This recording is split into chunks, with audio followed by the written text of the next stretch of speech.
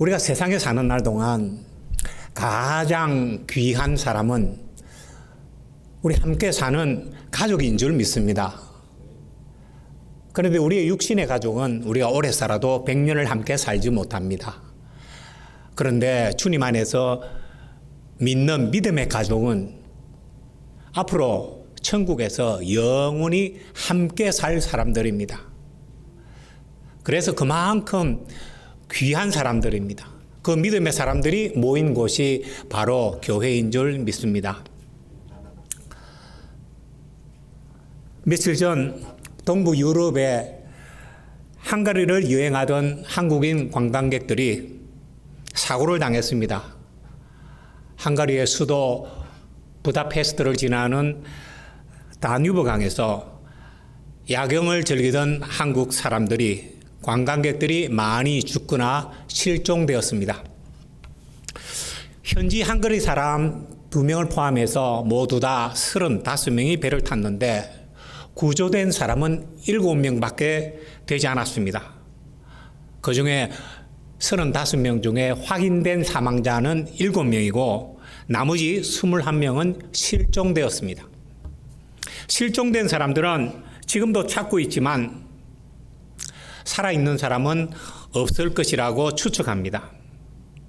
헝가리에서 해난 사고로는 75년 만에 만나는 큰 사고라고 합니다. 한국에서 외교부 장관을 위시해서 많은 사람들이 헝가리로 가서 사고를 수습 중에 있다고 들었습니다. 참으로 안타까운 일입니다. 희생자 가족들에게 우리 주님의 크신 위로가 함께 있기를 바랍니다. 한 통계에 따르면 세계에서 2017년 한 해 동안에 5,600만 명이 사망하는 것으로 조사되었습니다. 1년에 매해 이와 같은 숫자가 사망하는데 해마다 조금씩 더 많은 사망자 수가 있다는 것입니다.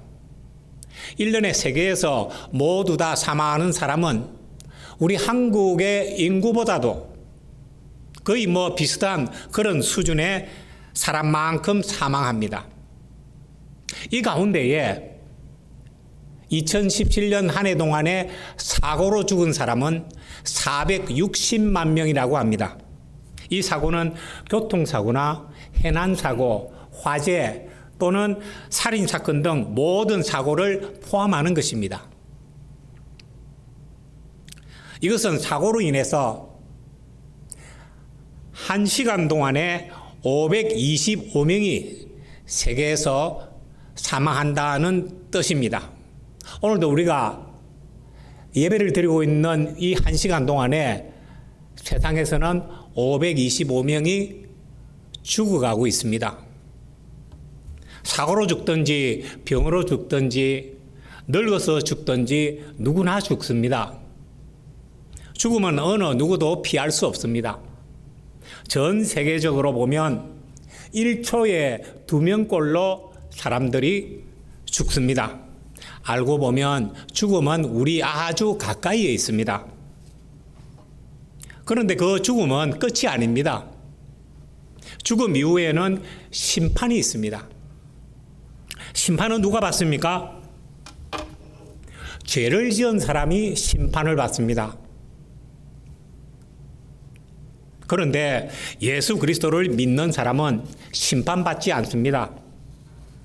왜냐하면 예수 그리스도를 믿는 사람은 이미 죄 용서함을 받았기 때문입니다.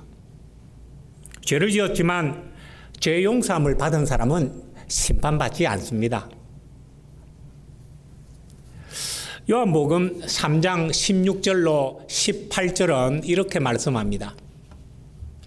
하나님이 세상을 이처럼 사랑하사 독생자를 주셨으니 이는 그를 믿는 자마다 멸망치 않고 영생을 얻게 하려 하심이라. 하나님이 그 아들을 세상에 보내신 것은 세상을 심판하려 하심이 아니요 그로 말미암아 세상이 구원을 받게 하려 하심이라.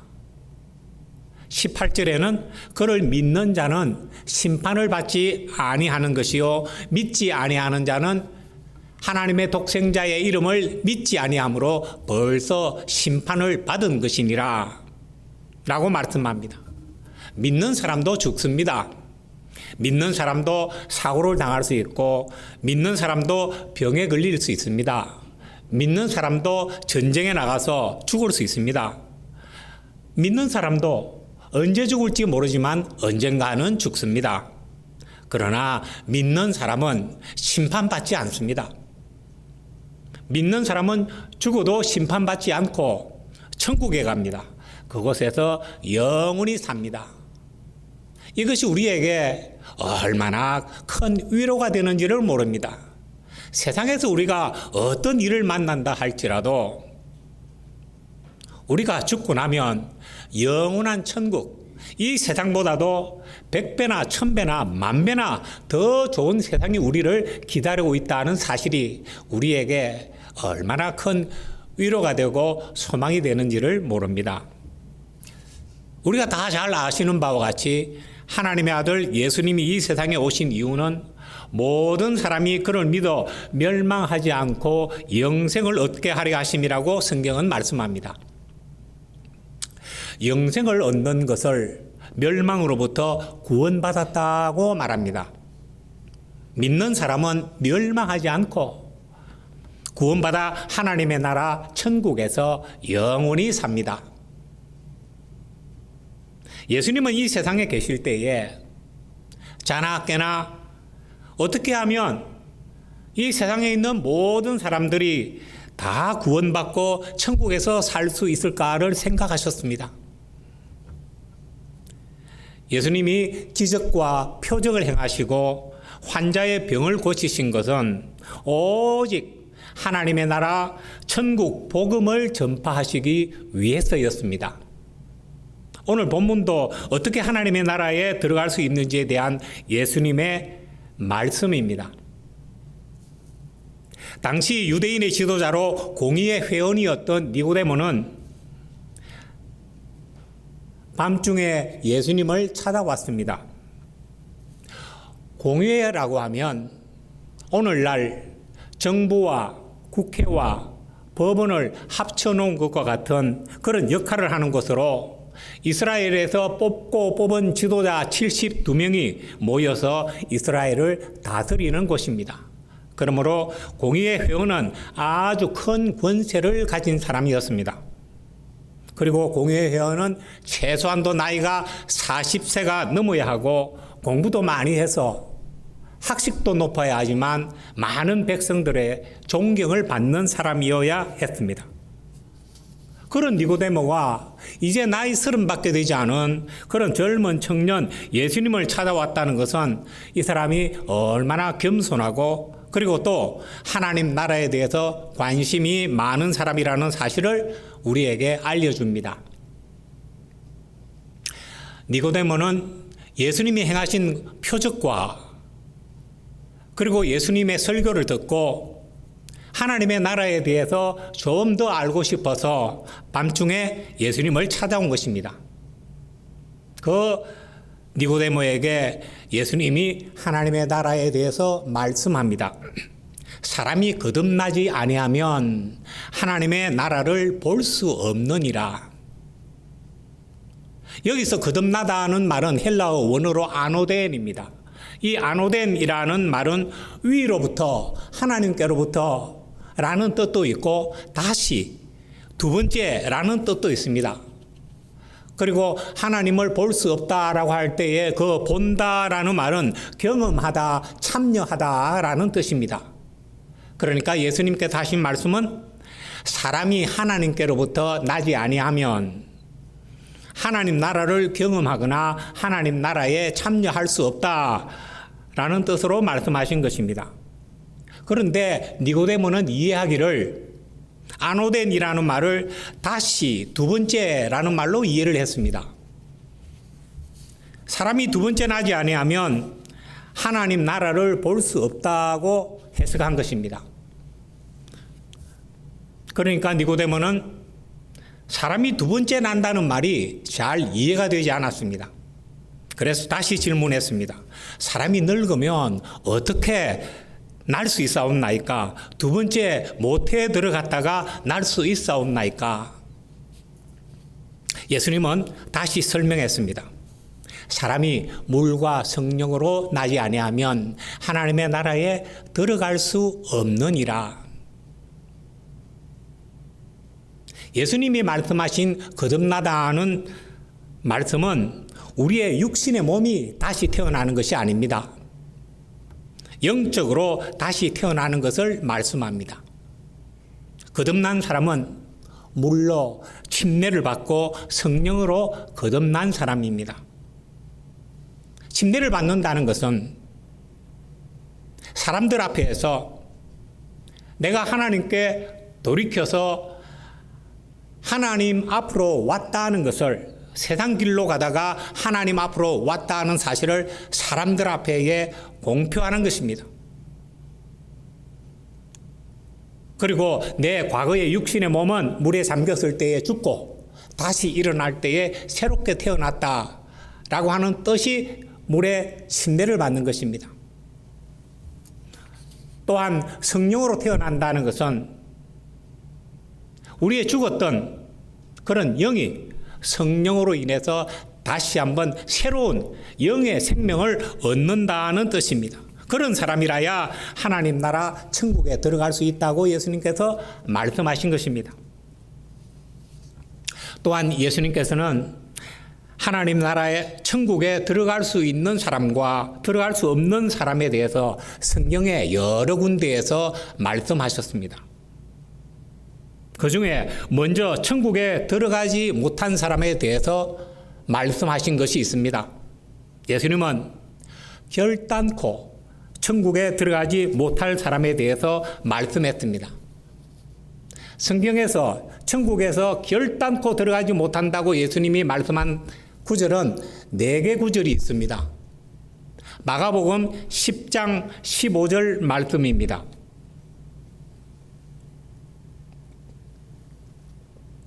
내가 진실로 너희에게 이르노니 누구든지 하나님의 나라를 어린아이와 같이 받들지 않는 자는 결단코 그곳에 들어가지 못하리라 하시고, 누가복음 18장 17절입니다.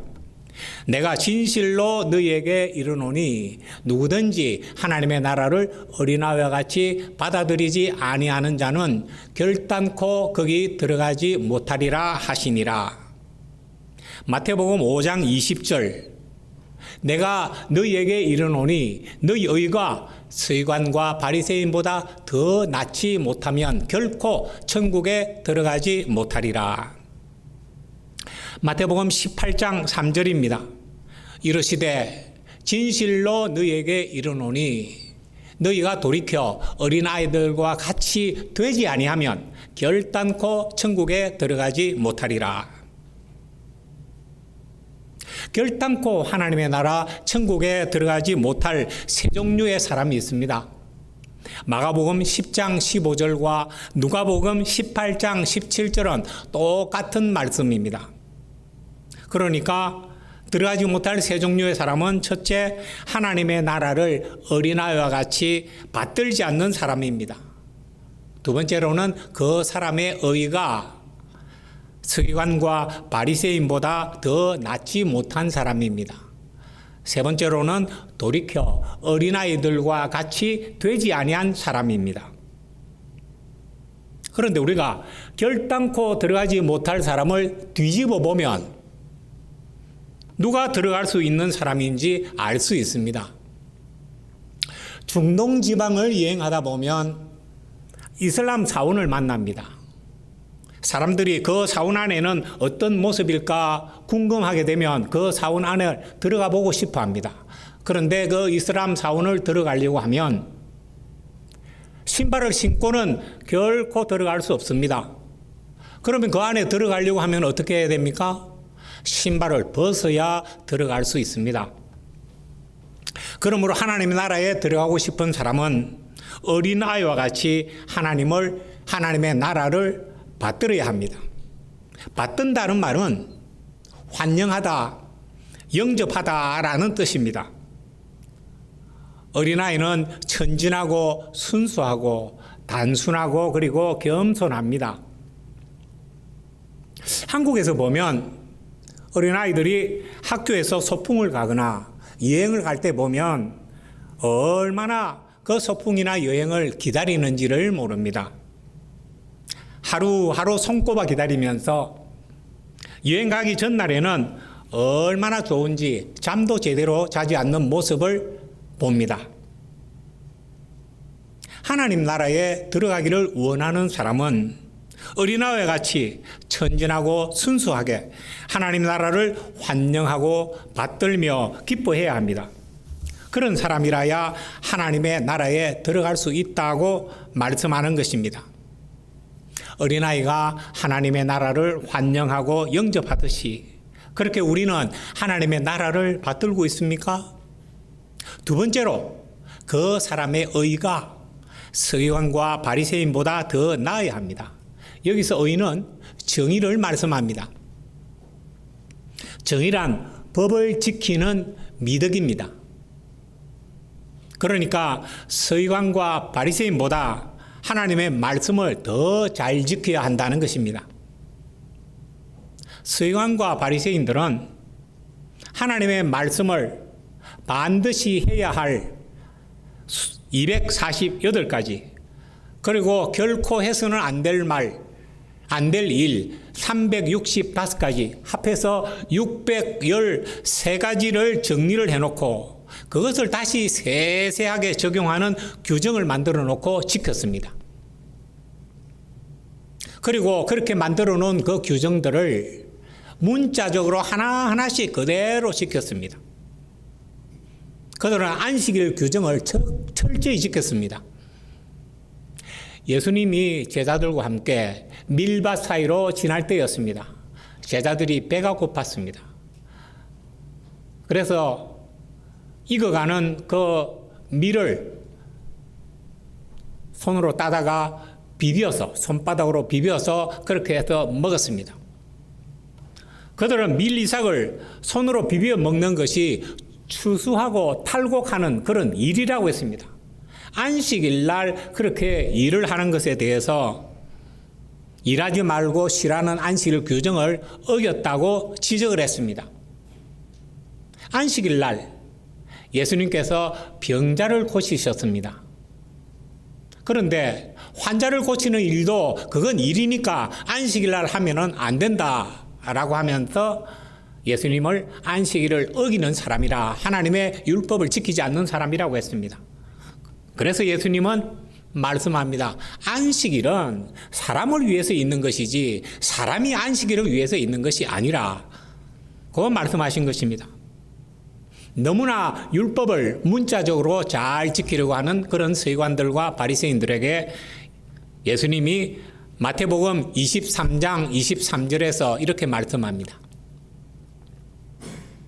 화 있을진저 외식하는 서기관들과 바리새인들이여 너희가 박하와 회향과 근처의 11조는 들이되 율법에 더 중한 바 의와 인과 신은 버렸도다. 그러나 이것도 행하고 저것도 버리지 말아야 할지니라. 박하와 회향과 근처는 음식 재료입니다. 양념이고 그리고 향료입니다. 음식 만들 때 이런 재료는 아주 조금밖에 들어가지 않습니다. 그렇기 때문에 생산도 아주 조금밖에 하지 않습니다. 율법에 11조를 드리라고 했으니까 이렇게 조금밖에 나지 않는 이런 채소류에 대해서도 서기관과 바리새인들은 철저하게 11조를 드리라고 가르쳤습니다. 이런 작은 일에 신경을 쓰는 서기관과 바리새인들이 정작 율법의 근본 정신이 되는 정의와 긍휼과 그리고 믿음은 행하지 않는 일에 대해서 책망하신 것입니다. 그들은 정의를 제대로 행하지 않았습니다. 뇌물을 받고 판결을 바로 하지 않았습니다. 판결을 할 때에도 가난한 사람보다는 돈 많은 사람 편을 들었습니다. 또한 긍휼을 행하지 않았습니다.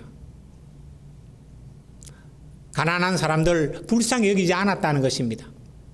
부자의 집 앞에서 병에 걸려서 누워있던 그런 나사로를 그 부자는 불쌍히 여겨서 돌보지 않았습니다. 또한 믿음을 행하지 않았습니다. 하나님을 의지하기보다 권세 있고 재물 많은 사람을 의지를 했습니다. 그래서 주님은 이렇게 말씀하신 것입니다. 이것도 행하고 저것도 버리지 말아야 할지니라. 하나님의 말씀을 문자적으로 지키는 일도 좋지만 더욱더 그 근본되는 율법의 그 정신을 잃지 말아야 한다는 것입니다. 구약시대에서 성령은 모든 사람들에게 임하지는 않았습니다.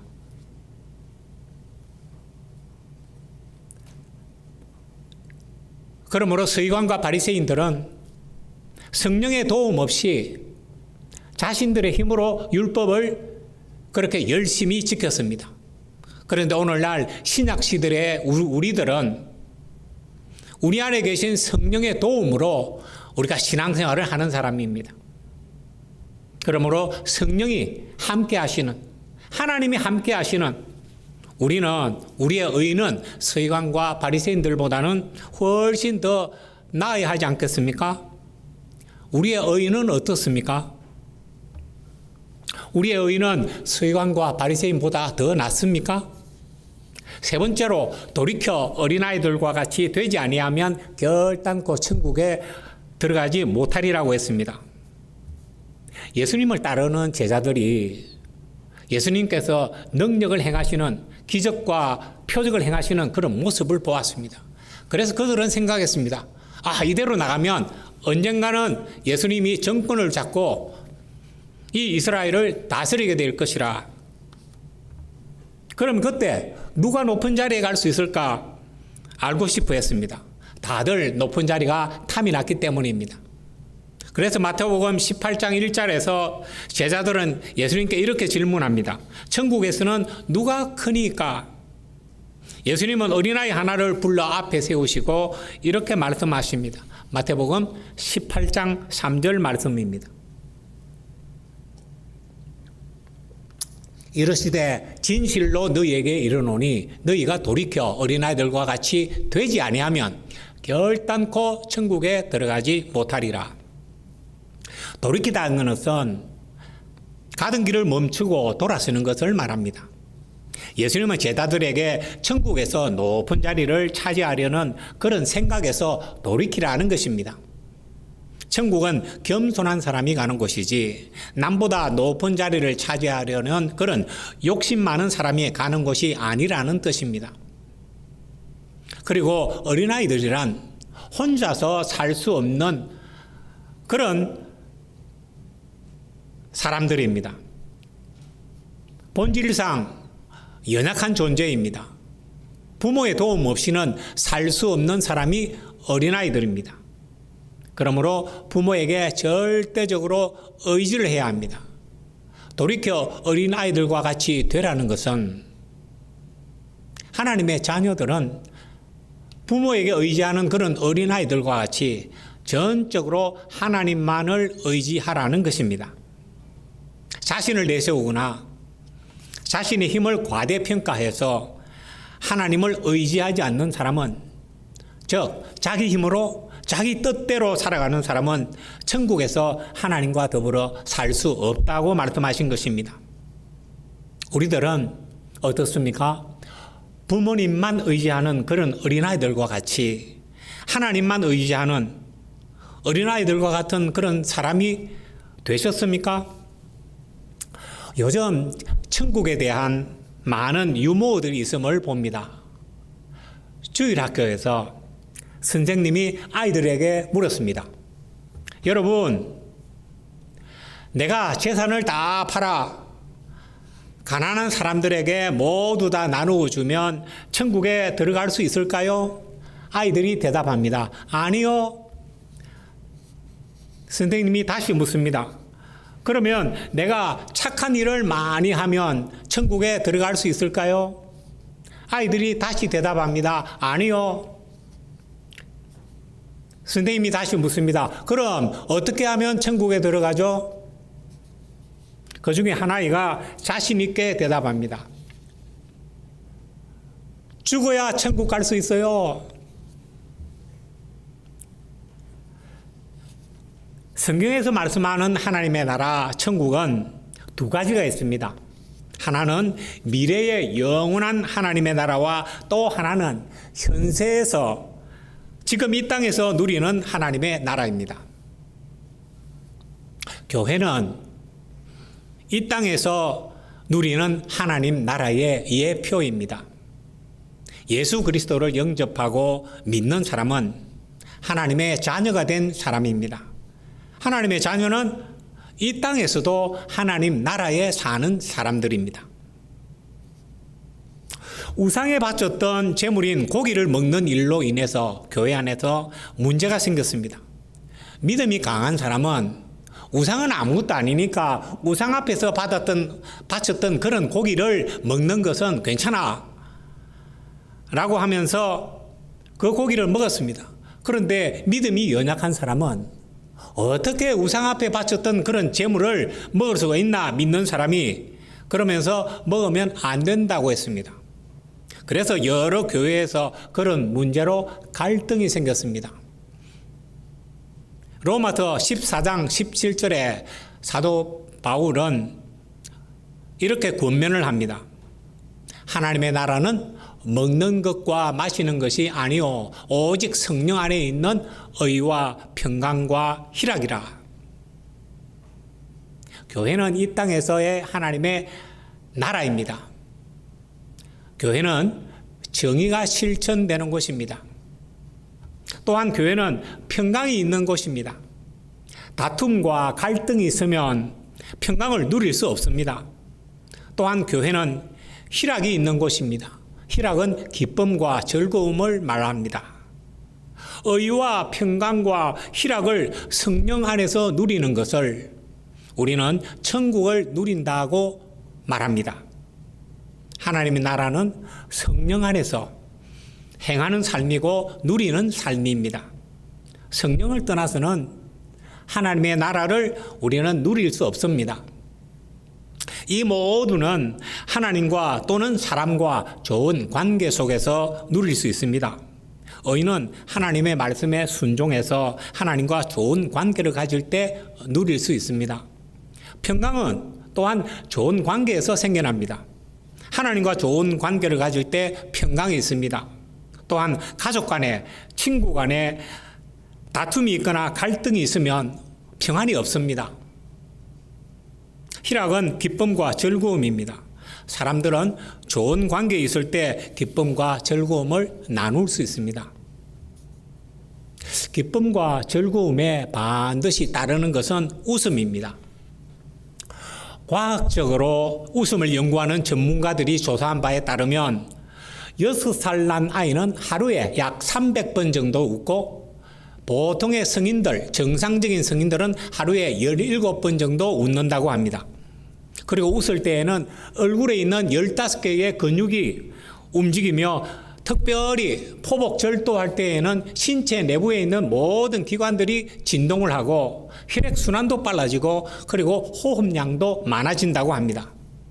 또한 웃을 때에는 몸의 긴장이 풀리면서 분노하는 마음이나 적대감들이 누그러집니다.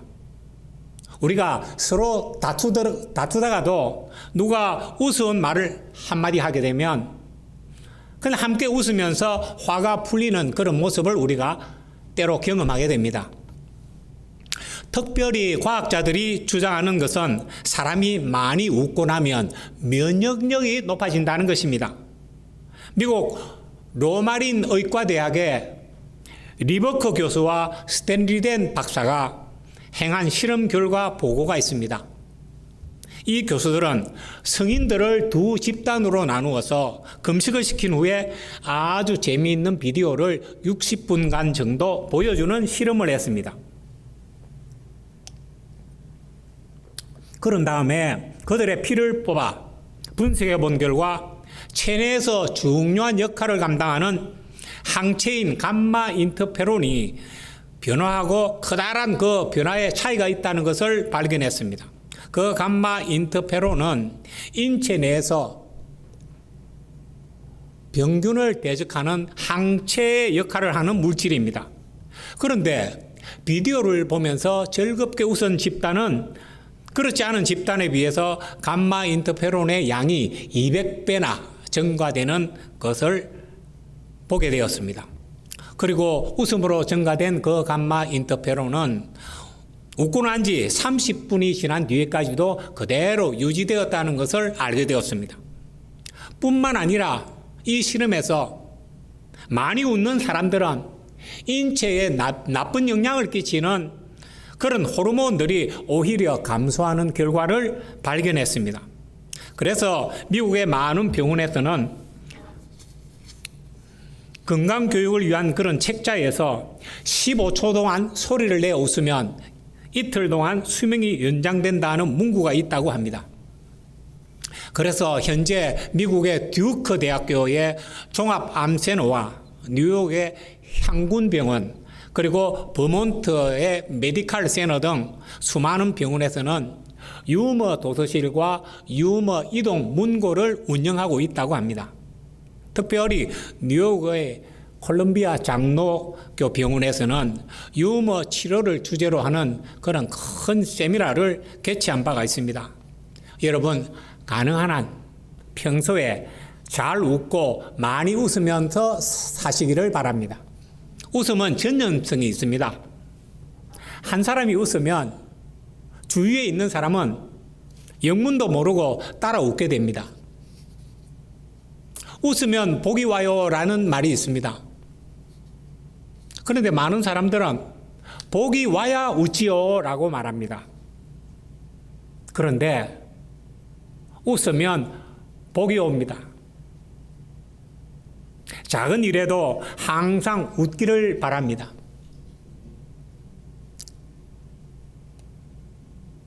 이 웃음은 습관입니다. 저도 그 습관이 제대로 안 된 사람입니다. 가끔씩 여러분도 집에서 혼자 있을 때 거울을 보시면서 웃는 연습을 하시기를 바랍니다. 하하하하하 하하하하하 거울을 보면서 그 웃는 연습을 하게 되면 그 웃는 모습이 웃어서 진짜로 웃게 됩니다. 오늘 아침에도 제가 거울을 보면서 그렇게 하하하 웃으니까 우리 집사람이 저쪽에 있다가 무슨 영문인지도 모르고 따라서 같이 웃는 것입니다. 웃음은 전염성이 있습니다.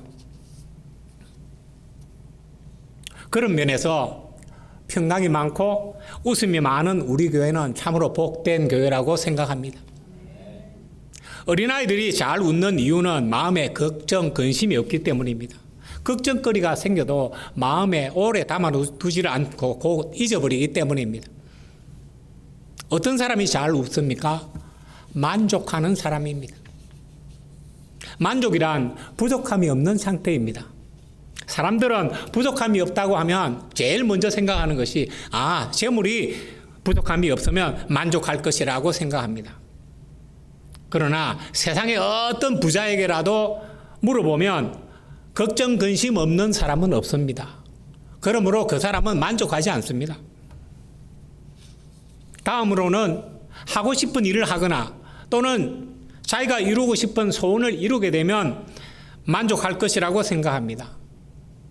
재물을 가지거나 세상적인 소원들은 이루게 되더라도 그 만족은 오래 가지 않습니다. 잠깐입니다.